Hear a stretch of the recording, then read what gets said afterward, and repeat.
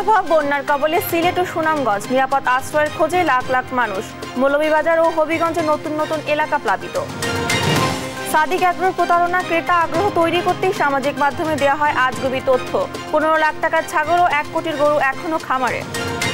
কাল 2 দিনের সফরে ভারত যাচ্ছেন প্রধানমন্ত্রী। দিল্লিতে মোদি হাসিনা একান্ত বৈঠক, তিস্তার গঙ্গা চুক্তি নিয়ে আলোচনার আশা বিশেষজ্ঞদের।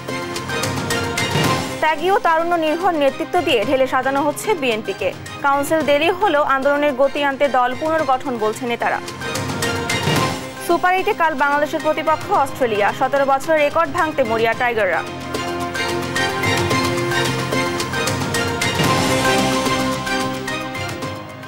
আমন্ত্রণ সংবাদটাতে দেখছিলেন একেএস টিম টিভার সংবাদ শিরোনাম, সঙ্গে আছি আমি ডানা ইসলাম। সিলেট অঞ্চলে বন্যা পরিস্থিতির আরও অবনতি হয়েছে। 4 জেলায় ছড়িয়ে পড়েছে বন্যা। এতে এই অঞ্চলে পানিবন্দী হয়ে পড়েছেন অন্তত 16 লাখ মানুষ। নতুন করে হবিগঞ্জের নবীগঞ্জে প্লাবিত হয়েছে 20টি গ্রাম। অনেকে গিয়েছেন আশ্রয়কেন্দ্রে।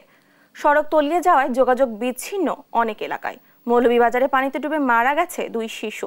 এদিকে তিস্তা ধরলার পানি বেড়ে লালমনিরহাট ও কুড়িগ্রামে প্লাবিত হয়েছে নিম্নাঞ্চল ও চরাঞ্চল। বৃষ্টি না থামলে বন্যা পরিস্থিতি আরও অবনতি হতে পারে বলে বলছে বন্যা সতর্কীকরণ কেন্দ্র।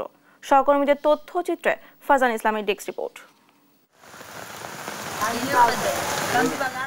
সুনামগঞ্জে থামছেই না বৃষ্টি। সড়কে হাঁটু থেকে কোমর পানি, তাই যানবাহনের পরিবর্তে সড়ক যাতায়াতে চলছে নৌকা। জেলার 10 উপজেলায় 1018টি গ্রামের প্রায় 70,000 মানুষ পানিবন্দী। এতে চরম দুর্ভোগে দিন কাটছে দুর্গতদের। এরই মধ্যে আশ্রয় কেন্দ্রে গেছেন প্রায় 20,000 মানুষ। সিলেট নগর সহ জেলার 13টি উপজেলায় পানিবন্দী হয়েছেন অন্তত 13 লাখ মানুষ। নগরীর 42টি ওয়ার্ডের মধ্যে প্লাবিত হয়েছে 23টি ওয়ার্ড। শুধু নগরেই পানিবন্দী 1.5 লাখ মানুষ।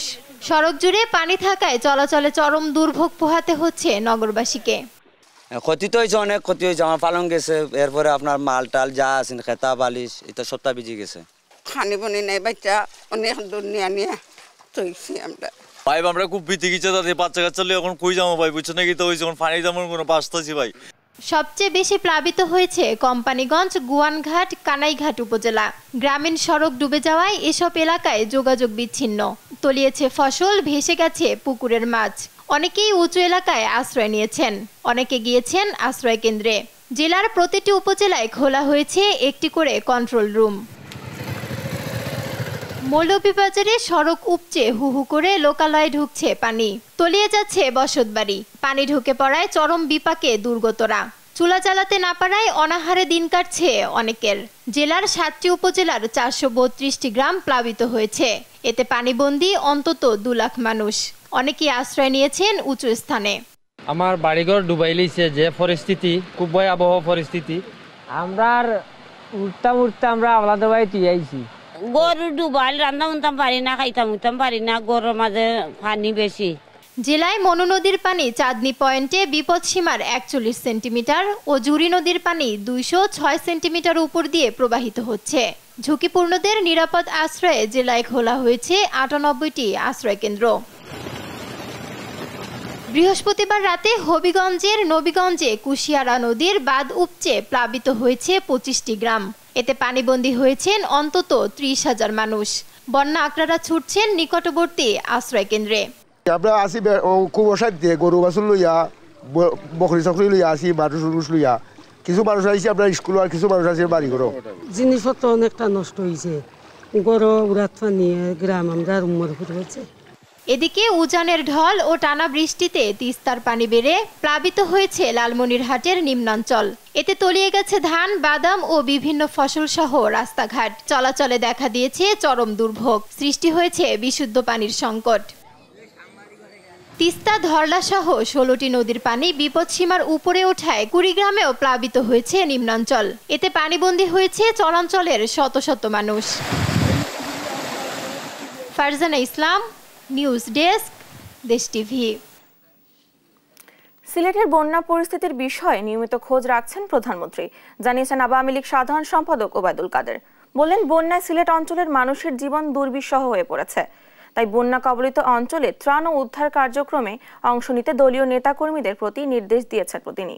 দুপুরে বঙ্গবন্ধু এভিনিউয়ে আওয়ামী লীগের কেন্দ্রীয় কার্যালয়ে দলের যৌথ সভায় এই নির্দেশনা দেন ওবায়দুল কাদের। বিস্তারিত জানাচ্ছেন নাফিয়া ফেরজানা। টানা বৃষ্টি ও পাহাড়ি ঢলে ভয়াবহ রূপ ধারণ করেছে সিলেটের বন্যা পরিস্থিতি। থমকে গেছে জনজীবন, দুর্ভোগে হাজারো পরিবার। পানিবন্দী রয়েছেন সিলেট মহানগরী এবং জেলার 13টি উপজেলায় অন্তত 10 লাখ মানুষ। এমতাবস্থায় আওয়ামী লীগ সাধারণ সম্পাদক ও সেতুমন্ত্রী ওবায়দুল কাদের জানিয়েছেন, সিলেটে বন্যা পরিস্থিতির বিষয়ে নিয়মিত খোঁজ রাখছেন প্রধানমন্ত্রী। বাংলাদেশ আওয়ামী লীগের 75তম প্রতিষ্ঠা বার্ষিকীর প্রস্তুতি উপলক্ষে আয়োজিত যৌথ সভায় ওবায়দুল কাদের বলেন, নেতাকর্মীদের এরই মধ্যে দুর্গতদের পাশে দাঁড়ানোর নির্দেশ দেওয়া হয়েছে। মাননীয় প্রধানমন্ত্রী নিয়মিত সিলেট অঞ্চলে বন্যা পরিস্থিতি খোঁজ খবর নিচ্ছেন এবং এ ব্যাপারে আওয়ামী লীগের নেতাকর্মীদের যাতে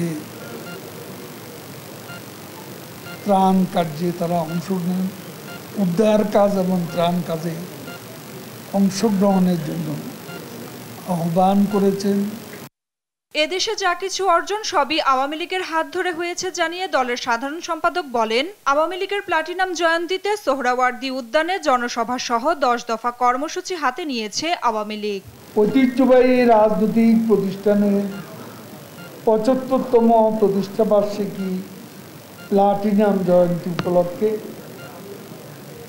আমরা 10 দফা কর্মসূচি ভারতের সঙ্গে বৈরী সম্পর্ক করে বিএনপি বাংলাদেশের ক্ষতি করেছে বলে মন্তব্য করে ওবায়দুল কাদের বলেন, বিএনপি ভারতের সঙ্গে বৈরী সম্পর্ক সৃষ্টি করতে চাইলেও ভারতের সঙ্গে বৈরিতা নয়, বন্ধুত্বপূর্ণ সম্পর্ক চায় আওয়ামী লীগ। নাফিয়া ফারজানা, দেশ টিভি, ঢাকা। 15 লাখ টাকার ছাগল আর 1 কোটি টাকার গরু নিয়ে এবারের ঈদে আলোচনায় সাদিক এগ্রো, যা ঝড় তুলেছিল সামাজিক যোগাযোগ মাধ্যমে। ঈদ পেরিয়ে যাওয়ার 3 দিন পর সরেজমিনে গিয়ে দেখা যায় 15 লাখ টাকার ছাগল আর 1 কোটি টাকার সেই গরু দুটি এখনো তার খামারে। প্রশ্ন উঠেছে, কোরবানির জন্য বিক্রি করা পণ্য ঈদের পরেও কিভাবে খামারে রয়ে গেল? তাহলে কি দাম বাড়াতেই এমন প্রতারণার আশ্রয় নেয় সাদিক এগ্রো? সেই প্রশ্নের উত্তর খুঁজেছেন মাজহারুল ইসলাম। এটি সেই ছাগল যেটি 15 লাখ টাকায় বিক্রি করে ক্রেতাসহ সামাজিক যোগাযোগ মাধ্যমে ছবি দিয়েছিল সাদেক এগ্রো। প্রশ্ন হচ্ছে, কোরবানির জন্য বিক্রি করা ছাগল ঈদ পেরিয়ে যাওয়ার পরও কিভাবে খামারে? জবাবে সেই তরুণ ক্রেতা ইফাদের বিরুদ্ধে প্রতারণার অভিযোগ আনলেন সাদেক এগ্রোর মালিক ইমরান আহমেদ। ও এমন কোন সেলিব্রিটি না যে ওকে দিয়ে আমি ছবি তুলে এলে আমার ছাগলটা অনেক ভাইরাল হয়ে যাবে। যে ও আমাকে টাকা দিছে, অ্যাডভান্স নিছে, ওর সঙ্গে আমার চ্যাটিং হয়েছে, যে ছাগলের টাকা কবে দিবে, কবে ডেলিভারি নেবে, এগুলো ডকুমেন্ট আছে না। কিন্তু সাদেক এগ্রোর থলের বেড়াল ফাঁস করলেন সেই তরুণ নিজেই। জানালেন, সাদেক এগ্রোর মালিক ইমরানের অনুরোধেই তিনি কেবল ছাগলটির সঙ্গে ছবি তুলেছেন। এটি তিনি কিনেন নেই কিংবা এর জন্য কোনো টাকা অগ্রিম দেন নেই। আগে পরিচয় আছে, যেহেতু আমি পাখি পালি, আমাদের ইভেন্টগুলোর উনি একজন চিফ গেস্ট থাকে, তো তার কারণ হচ্ছে আমার ওনার সাথে আগে থেকে পরিচয় ছিল। তো উনি আমাকে বলে যে ইফাত, এটা যদি উনি আমার কাছে, তো আমি ভাবছি থাপ্পড় দিতেই পারি, এখানে তো খাসিটা নিলে তো আমার কোনো লস নাই, আমার তো এখান থেকে কোনো টাকা যাচ্ছে না। এর আগে রাজধানীতে প্রাণী সম্পদ মেলায় একইভাবে 1 কোটি টাকার গরু বিক্রি করে আলোচনায় আসে প্রতিষ্ঠানটি। কেন গরুটির দাম 1 কোটি টাকা তার ব্যাখ্যা দিতে গিয়ে বংশ পরিচয়ের মতো উদ্ভট বিষয়ে অবতারণা করেন খামার কর্তৃপক্ষ। সরজমিনে গিয়ে সেই গরুটিও খামারে অবিকৃত অবস্থায় পড়ে থাকতে দেখা যায়। তবে খামার কর্তৃপক্ষ বলছে, গরুটি উন্নত জাতের হওয়ায় তার দাম হাঁকানো হয় কোটি টাকা। আমার এই জায়গায় এখন কিছু গরু আছে, দেখা গেল যে দেশি গরুর ভিতরে দেখা গেল 700 কেজি, 750 কেজি, 800 কেজি। এটি মূলত মনে করেন 6 লাখ, 7 লাখ, 8 লাখ টাকা দামেরও আছে। আবার দেখা গেল অস্ট্রেলিয়ান গরু, ওইটা মনে করেন দেখা গেল যে 1 টন, 1100 কেজি, 1150 কেজি ওজন আছে। ওটির দাম আছে মনে করেন আপনার 8 লাখ, 9 লাখ। গরু ছাগলের এত উচ্চ দাম হাঁকিয়ে সাদেক এগ্রো নিজেকে হাইলাইটস এবং বাজার অস্থিতিশীল করছেন কিনা এমন প্রশ্নের জবাবে সামাজিক বৈষম্যের অভিযোগ তুলেছেন ভোক্তা অধিকারের মহাপরিচালক। সময় বলে দিবে উনি কুখ্যাত হয়েছেন কিনা বিখ্যাত হয়েছেন এটা করে, কিন্তু উনি একটা শ্রেণী বৈষম্য তৈরি করে ফেলেছেন এবং যারা সাধারণ মানুষ যারা কোরবানি দেয়, এটা সত্যিকার অর্থে প্রত্যেকটা মানুষ এখানে অপমানিত হয়েছে, এখানে অফেন্ডেড ফিল করেছে। 2008 সালের প্রতিষ্ঠিত সাদেক এগ্রো এতদিন আলোচনায় না থাকলেও নিজের প্রতিষ্ঠানকে সামনে আনতে মালিক ইমরানের এমন প্রতারণা, যা দেশ জুড়ে আলোচনা সমালোচনার জন্ম দিয়েছে। মাজহারুল ইসলাম, দেশ টিভি, ঢাকা। চলতি মাসে দ্বিতীয়বারের মতো শুক্রবার ভারত যাচ্ছেন প্রধানমন্ত্রী শেখ হাসিনা। নতুন সরকার গঠনের পর দুদেশের সরকার প্রধানের বৈঠককে গুরুত্বের সহকারে দেখছেন কূটনৈতিক বিশ্লেষকরা। তিস্তার পানি বন্টন চুক্তি নিয়ে আশার আলো না দেখলেও তিস্তা প্রকল্পে ভারতের বিনিয়োগের ইচ্ছাকে ইতিবাচক হিসেবেই দেখছেন তারা। মেয়াদ শেষের দিকে আসায় গঙ্গা পানি বন্টন চুক্তি নিয়ে ভাববার সময় এসে গেছে বলেও মত তাদের। বিস্তারিত জানাতুল মোহনার প্রতিবেদনে। ভারতে মোদী সরকার গঠনের 15 দিনের মাথায় দ্বিতীয়বারের মতো শুক্রবার ভারত সফরে যাচ্ছেন প্রধানমন্ত্রী শেখ হাসিনা। এই সফরটি দুই দেশের জন্য গুরুত্বপূর্ণ বলে মনে করছেন বিশেষজ্ঞরা। সফরে তিস্তা চুক্তি, মংলা বন্দর ব্যবস্থাপনা, বিদ্যুৎ, বাণিজ্য, আঞ্চলিক নিরাপত্তা, যোগাযোগ ক্ষেত্রে গুরুত্বপূর্ণ চুক্তি স্বাক্ষরিত হতে পারে বলে মনে করছেন কূটনীতিক বিশ্লেষকরা। তিস্তা প্রকল্প নিয়ে ভারত চীন দুদেশের সহযোগিতার হাত প্রত্যাশা করছেন তারা। তিস্তা প্রকল্প নিয়ে ভারতের আগ্রহ প্রকল্প বাস্তবায়ন নাকি চীনা অর্থায়ন ঠেকানো, এ নিয়ে সন্দেহ পোষণ করেন কেউ কেউ। কেবল ভারতের অর্থ সহযোগিতার আশায় বসে থাকা বোকামি হবে বলে মনে করছেন তারা। ভারতের কাছে এই প্রশ্ন আমরা করতেই পারি যে তোমরা কি চুক্তি আগে করে তারপরে আমাদের সহযোগিতা করবা নাকি না যেরকম আছে সেরকম সহযোগিতা করবে। সবাই বন্ধু, চীনও বন্ধু, ভারতও বন্ধু। বোঝাতে হবে যে এটা আমার প্রয়োজন, তুমি দিতে পারছো না, সুতরাং আমাকে অন্যের কাছ থেকে নিতে হচ্ছে, বা তুমি কিছু দাও ও কিছু দিক, এই সুযোগটা তো আমি করে দিচ্ছি। গঙ্গা চুক্তির আর বাকি মাত্র 1.5 বছর, তাই বিশ্লেষকদের আশা এ সফরে গঙ্গা চুক্তি নিয়েও আলোচনা করবেন প্রধানমন্ত্রী শেখ হাসিনা। প্রধানমন্ত্রী যদি নির্দেশনা দেন যে আমরা চাই একটা দীর্ঘমেয়াদী চুক্তি আবার সই হোক, সেটার জন্য তোমরা কাজ শুরু করো, তাহলে এটা আমার মনে হয় নির্দেশনা হিসেবে এটা কাজে লাগবে।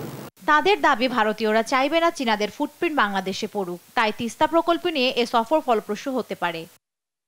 জান্নাতুল মোহনা, দেশ টিভি, ঢাকা। ভবিষ্যৎ বিবেচনায় ত্যাগী ও তারুণ্য নির্ভর নেতৃত্ব দিয়ে ঢেলে সাজানো হচ্ছে বিএনপিকে। আনুষ্ঠানিক কাউন্সিল হতে দেরি হলেও আন্দোলনের নতুন গতি আনতে দল পুনর্গঠন প্রক্রিয়া চলমান থাকবে বলে জানান বিএনপি নেতারা। তারা বলছেন জনদাবিকে গুরুত্ব দিয়ে শিগগিরই আসবে রাজপথের কর্মসূচি। বিস্তারিত সাইফুল রিপনের প্রতিবেদনে।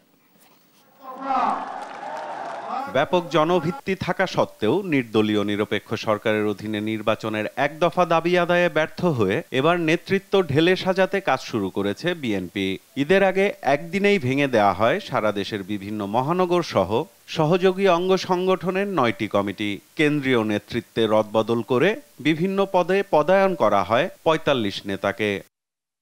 বিএনপির কেন্দ্রীয় নেতারা বলছেন ভবিষ্যৎ বিবেচনায় নিয়েই দল পুনর্গঠনে এমন সিদ্ধান্ত হাইকমান্ডের। জেনারেশন তো গ্যাপ করলে চলবে না। নদীতে যদি বাদ দেওয়া হয়, স্রোত আটকায় দেওয়া হয়, তাহলে কিন্তু শ্যাওলা পড়বে, নদীর গতিপথ কিন্তু বন্ধ হয়ে যাবে। প্রবীণদের যে বুদ্ধি দীপ্ত, তাদের যে অভিজ্ঞতা, সেটা কাজে লাগিয়ে একটি সমন্বয়ের মাধ্যমে আমি মনে করি যে এটা গতি বা বৃদ্ধি পাবে। আমি আশা করি নতুন নেত্রী যারা আছেন বা আগের যারা আছেন অভিজ্ঞ নেতৃত্ব সব মিলে একত্রে কাজ করলে এই সরকারকে যে কোনো সময় আমরা ওই সরকার যদি জনসমর্থন নাই, মূল ভিত্তি নেই, সরকারের যে কোনো বিদায় দিতে পারবো। দল পুনর্গঠনের পাশাপাশি জনদাবির ইস্যু নিয়ে রাজপথের কর্মসূচি আসছে বলেও জানান বিএনপি নেতারা। বিএনপি তো জনগণের দল, আমাদের মূল শক্তি হচ্ছে জনগণ। তো জনগণের সমস্যাগুলো তো আমরা সামনে নিয়ে আসবোই। আমাদের আগামী যে কর্মসূচিগুলো আসবে অবশ্যই জনগণের এই সমস্যাগুলি সামনে আসবে। যে ত্যাগ স্বীকার করতে হবে আমরা করব, কিন্তু এই সরকারের পতন ঘটিয়ে আমরা দেশের মানুষের সব ধরনের অধিকার, সেটা মৌলিক অধিকার বলেন, সাংবিধানিক অধিকার বলেন, গণতান্ত্রিক অধিকার বলেন, ভোটের অধিকার বলেন, সব অধিকারগুলোকে পুনঃপ্রতিষ্ঠিত করাই বিএনপির লক্ষ্য। গঠনতন্ত্র অনুযায়ী হাইকমান্ডের নির্দেশে পুনর্গঠন প্রক্রিয়া চললেও আনুষ্ঠানিক কাউন্সিলেও দলের রদবদল আসতে পারে জানান বিএনপির এই নীতি নির্ধারক। কাউন্সিল হবে, কাউন্সিল হতেই হবে, আমাদের নিয়মেই আছে কাউন্সিল হবে, কিন্তু আমরা কাউন্সিলের সেই পরিবেশটা অপেক্ষায় আছি। এবং আমরা এই যে জেলাগুলোই যেভাবেই করার মধ্য দিয়েই আমরা হয়তো একটা কাউন্সিলের তারিখ নির্ধারণ করবো, তারপর কাউন্সিলটা হবে। সেই কাউন্সিলে এখন যে রেনোভেশন, যে পুনর্গঠন মানে একটা রেনোভেশন হয়েছে, সেই কাউন্সিলে তো এই রেনোভেশন নাও থাকতে পারে। নেতৃত্বের রদবদল কোনো ব্যক্তির প্রয়োজন নয়, বরং দলের প্রয়োজনে বলেও দাবি এই নেতার। যেভাবেই নেন না কেন এটা দলের প্রয়োজনই হয়েছে, কোনো ব্যক্তির প্রয়োজনই হয় নাই। আর আমি গ্রুপ বলতে কোনো জিনিস বুঝি না, যারা হয়েছে তারা বাইরে থেকে হয় নাই, তারা বিএনপি করে।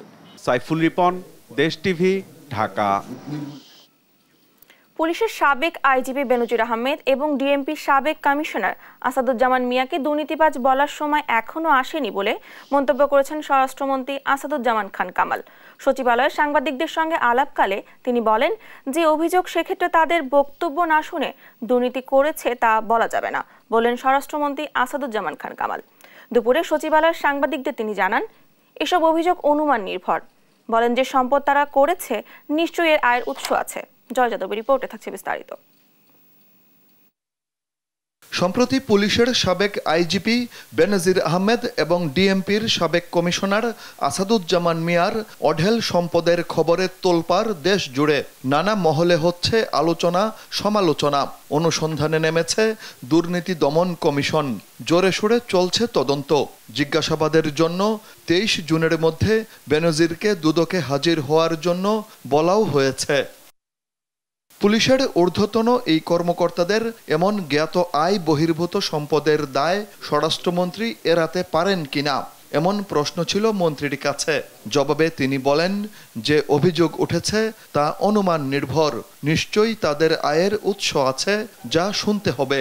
আমি যতটুকু জানি অনুমান ভিত্তিক চলছে, কথাবার্তা চলছে। এখনো কোনো তার বিরুদ্ধে সঠিকভাবে কোনো অভিযোগ উত্থাপন হয়নি। যেগুলি শুনছি তার এতগুলি অবৈধ সম্পত্তি, তাকে তো ডাকা হয়নি। তাকে ডাকা হলে তো আমরা বুঝতে পারবো তার নিশ্চয়ই তার কোনো এক্সপ্লানেশন আছে, নিশ্চয়ই তার আয়ের কোনো সোর্স আছে। তিনি এটার জবাব দিবেন। যদি জবাব না দিতে পারে তখন আমরা বলবো সে দুর্নীতিবাজ, তখন সে বলবো যে তিনি অবৈধ সম্পদ অর্জন করেছেন। এর আগে বোধহয় বলার সময় আসেনি। বৃহস্পতিবার দুপুরে সচিবালয়ে সাংবাদিকদের স্বরাষ্ট্রমন্ত্রী বলেন, বেনজির আহমেদ দীর্ঘদিন মিশনে ছিলেন। সেখান থেকে কত টাকা আয় করেছেন সেটি কেউ জানে না। যে বেনজির আহমেদ বিদেশের মিশনে অনেক বছর ছিলেন, সেগুলো আপনাদের জানা দরকার। সেই মিশনে সে কত টাকা এনেছে এইগুলি তাকে বলতে হবে। তো সেই টাকা কত বৃদ্ধি পেয়েছে সেগুলি তিনি জানেন, আমরা জানি না। যেহেতু তার নামে একটা অভিযোগ আসছে, তিনি এটা জবাব দিবেন। তার জবাব পাওয়ার আগে আমার মনে হয় আমাদের কেউ কিছু বলা উচিত না। সে আগে অভিযুক্ত প্রমাণ হোক, তারপরে আমার মনে হয় তার বিরুদ্ধে যে ধরনের ব্যবস্থা নেওয়ার সেটা সরকার নেবে। স্বরাষ্ট্রমন্ত্রী বলেন, ঝিনাইদহের সংসদ সদস্য আনোয়ারুল আজিম আনার হত্যার তদন্তে ডিবির উপর কোনো চাপ নেই। তদন্ত সঠিক পথেই এগুচ্ছে। আর সীমান্তে গুলি হলে পাল্টা গুলি হবে বলেও জানিয়ে দেওয়া হয়েছে মিয়ানমারকে। আমরা বলে দিয়েছি যে আমাদের গুলি করলে আমরাও এরপরে পাল্টা গুলি করব। জয় যাদব, দেশ টিভি, ঢাকা। দেখছেন সংবাদ রাত। এবার মিনিস্টার গুগল টিভি টি-20 বিশ্বকাপ প্রসঙ্গ।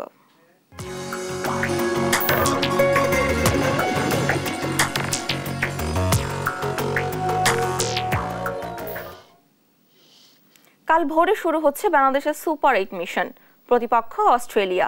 শক্তির বিচারে এগিয়ে থাকা অজিদের বিপক্ষে জয়ের লক্ষ্যেই মাঠে নামবে নাজমুল শান্তর দল। অন্যদিকে বাংলাদেশকে নিয়ে সতর্ক অস্ট্রেলিয়া। অ্যান্টিগায় বাংলাদেশ সময় ভোর 6:30টায় শুরু হবে ম্যাচটি। শিউলি রায়ের প্রিভিউ। দীর্ঘ প্রায় 17 বছর পর টি-20 বিশ্বকাপের সুপার 8-এর মঞ্চে বাংলাদেশ। এই মঞ্চে টাইগাররা খেলবে এমন বাজি ধরার লোক খুঁজে পাওয়া যেত না। কঠিন পথ পাড়ি দিয়ে সেরা 8-এ শান্তরা। প্রথম চ্যালেঞ্জ মাইটি অস্ট্রেলিয়া। গ্রুপ পর্বে টপ অর্ডারের ব্যাটারদের রান খরা বেশ ভুগিয়েছে পুরো দলকে। এই দুশ্চিন্তায় ক্রমেই বেড়েছে। শান্ত, লিটন, তানজিন কেউই রানে নেই। অস্ট্রেলিয়ার বিপক্ষে জিততে হলে এই 3 জনকে রান করতে হবে, আর তা না হলে জয় পাওয়া কঠিন হবে। তাওহিদ হৃদয়, সাকিব আল হাসান, মাহমুদুল্লাহর উপর ভরসা টাইগারদের। টপ অর্ডার ভরসা দিতে পারলে লড়াকু স্কোর দাঁড় করানোর ভিত্তি পাওয়া যেত। বলারদের পারফরমেন্স চোখে পড়ার মতো। বাংলাদেশ সুপার 8-এ খেলছে পুরোপুরি বলারদের অবদানে। স্বল্প রানের পুঁজি দিয়ে লড়াই করে জয় এনে দিয়েছেন তাসকিন, মোস্তাফিজ, তানজিম, রিশাদরা। তবে সুপার 8 বলে তাদের সামনে এমন চ্যালেঞ্জটা আরো বেশি থাকবে। অস্ট্রেলিয়া রয়েছে দুর্দান্ত ছন্দে। গ্রুপ পর্বের প্রতিটি ম্যাচে দাপটে জয় পেয়েছে অজিরা। ওয়ানার হেড, স্টয়নিসার ছন্দে আছেন। বাংলাদেশকে পেলে আরও ভয়ঙ্কর হয়ে ওঠেন অন এজ ওপেনার ওয়ানার। অন্যদিকে জাম্পার কামিজ হেজে লুট টাইগার টপ অর্ডারের মাথা ব্যথার কারণ হতে পারেন। তবে প্রতিপক্ষ সহজ হলেও টি-20 বলে সতর্ক মিশেল মার্সেল দল। শিউলি রায়, দেশ টিভি।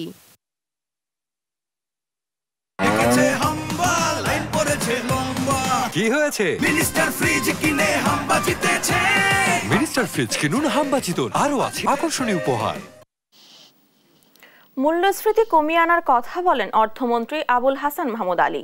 বিশেষজ্ঞরা বলছেন এবারের বাজেটে উন্নয়ন ব্যয় কমানো এবং সুদের হার বাড়ানো সহ যেসব পদক্ষেপ নেওয়া হয়েছে তা মূল্যস্ফীতি আর বাড়তে দিবে না। তাই তো এই বাজেটকে বলা হচ্ছে পরিমিত বাজেট। বিস্তারিত থাকছে নূপুর মাহমুদ রিপোর্টে। আগামী বাজেটকে সামনে রেখে বৈশ্বিক প্রেক্ষাপটে বাংলাদেশের অর্থনীতি প্রবৃদ্ধি, মুদ্রাস্ফীতি, খাদ্য ও পুষ্টি নিরাপত্তা এই নিয়ে সেমিনারের আয়োজন করে বাংলাদেশ কৃষি অর্থনীতিবিদ সমিতি। আলোচনায় বক্তারা বলেন, ব্যয় কমানোর বাজেট হওয়ায় উন্নয়ন ব্যয় 3,82,000 কোটি টাকার বিপরীতে 2,65,000 কোটি টাকা নির্ধারণ করা হয়েছে, যার প্রভাব মূল্যস্ফীতি কমাতে সাহায্য করবে।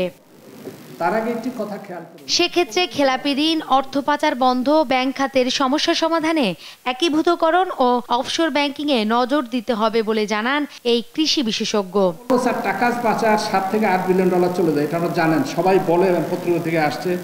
টাকা পাচার বন্ধের থেকেই মূলত ডলার ক্রাইসিসটা শুরু হয়েছিল, এটা অনেকের ধারণা।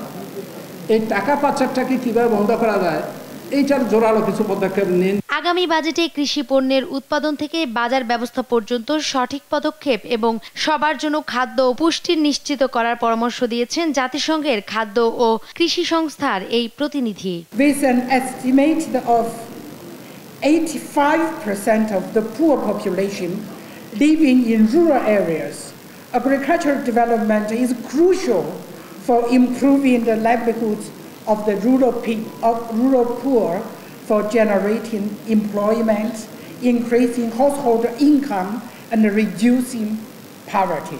এদিকে সার ও তেল কেনার কারণে রিজার্ভ 40 থেকে কমে 20 বিলিয়ন ডলারে নেমেছে বলে জানান বাণিজ্য প্রতিমন্ত্রী। তাই কৃষি পণ্য উৎপাদনে খরচ কমাতে কাজ করা প্রয়োজন বলেও তার মত। আমাদের কি নোট পেপারে দেখা গেল তেলের দাম, চিনির দাম 42% আন্তর্জাতিক বাজারেই শুধু ইনফ্লেটেড হয়েছে, এবং এই প্রেক্ষাপটে উনি একটি অত্যন্ত সময় উপযোগী বাজেট দিয়েছে। অপরদিকে বিশ্ব ব্যাংক থেকে টাকা নিতে তাদের কথা শুনতে হবে বলে জানিয়েছেন অর্থমন্ত্রী। বাজেট নিয়ে যেসব পরামর্শ দেওয়া হয়েছে তা পুনর্বিবেচনা করা হবে বলেও জানান তিনি।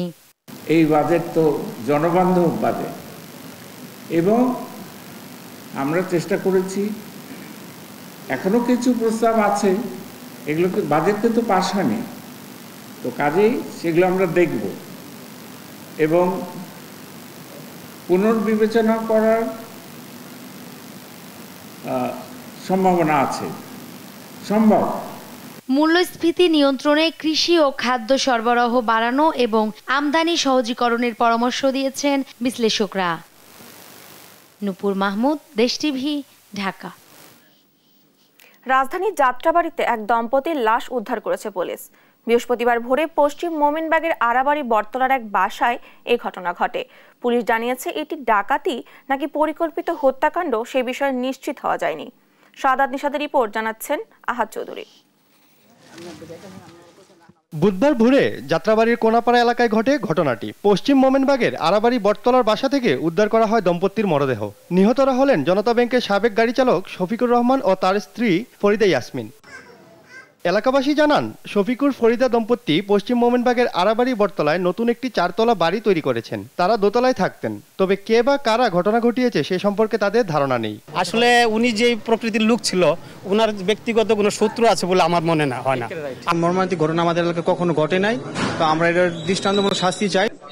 নিহত শফিকুরের একমাত্র ছেলে পুলিশের বিশেষ শাখার উপপরিদর্শক ইমন। পূর্ব শত্রুতা না থাকায় কাউকে সন্দেহ করতে পারছেন না তিনিও। এ সময় ছেলে তার বাবা মা হত্যার সুষ্ঠু তদন্তের দাবি জানান।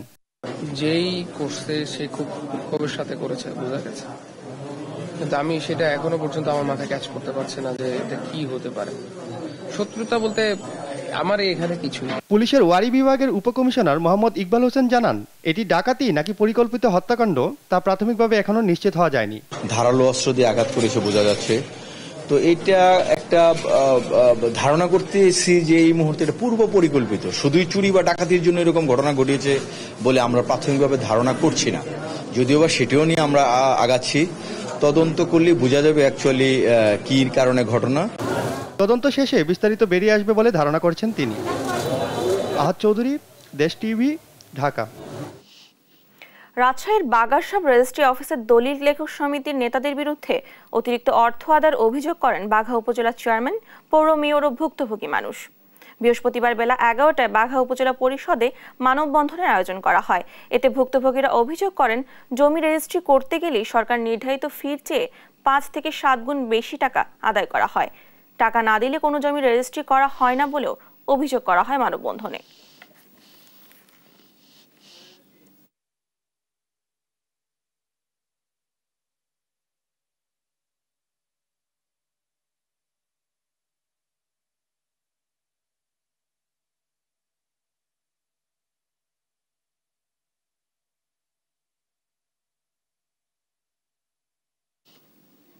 দেখছেন সংবাদ রাত।